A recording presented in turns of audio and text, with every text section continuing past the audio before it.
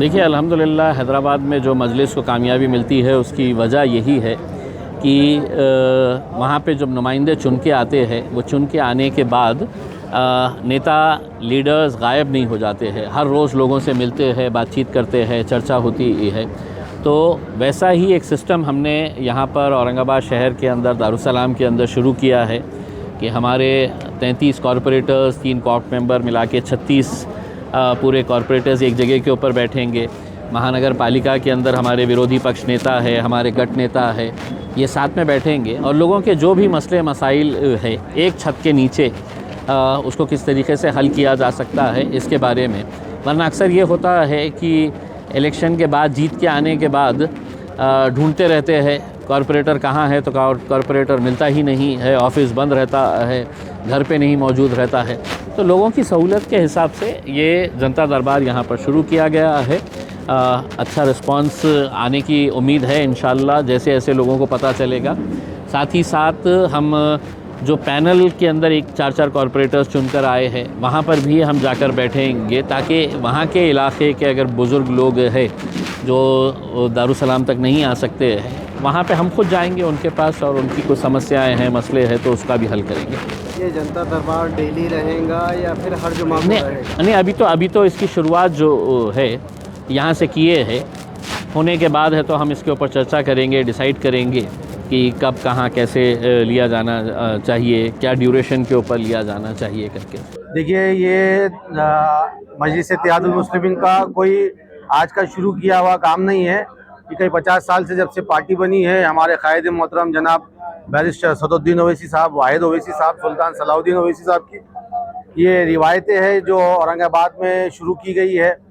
बल्कि कई महीनों से ये काम चल रहा है, बस सामने आज डिस्प्ले पे लेकर आया गया है। और जिस तरीके से उनका रिवाज रहा है काम का कि हम लोग अलग अलग वार्ड्स के जहाँ के लोग आते हैं उन लोगों को उनके कॉरपोरेटर्स के पास में, उनके जिम्मेदारों के पास फॉरवर्ड करते हैं।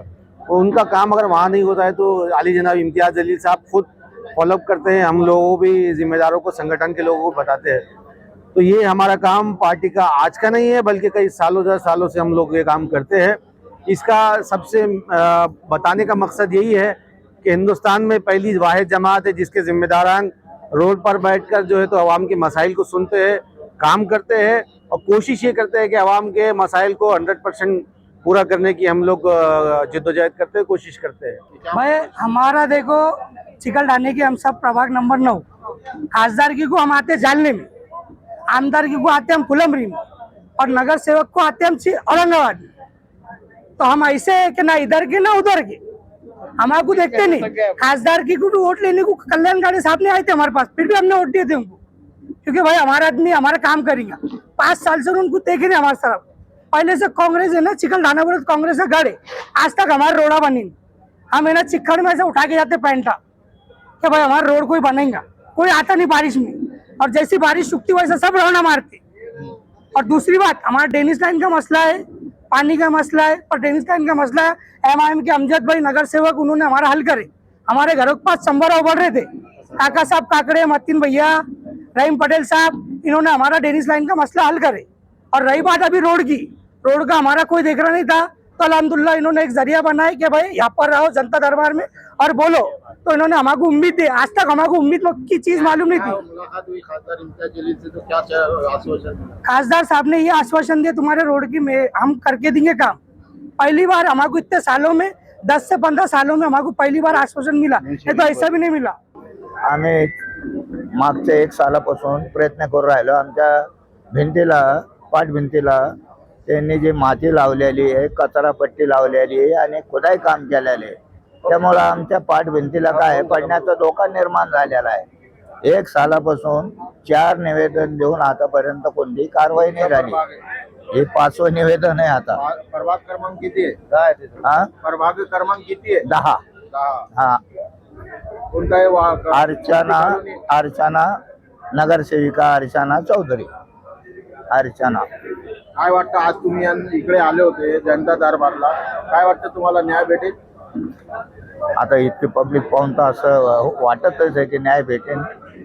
हे जे साहेबांना तुम्ही भेटले, काय म्हणले ते म्हणे त्यांनी यांच्याकडं माझं काम सोपविलेलं आहे हे तुमचं काम करतील आणि तुम्ही निश्चित राहा तुमचं काम होऊन जाईल.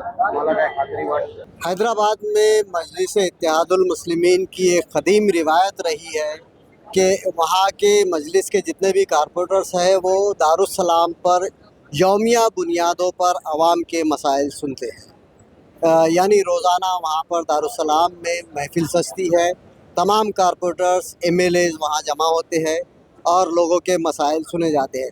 इसी रिवायत को औरंगाबाद में ज़िंदा किया गया है। औरंगाबाद में इम्तियाज़ जलील की क़यादत में शहर के तमाम कारपोरेटर्स जमा हुए हैं और यहाँ पर अवामी मसाइल सुने जा रहे हैं।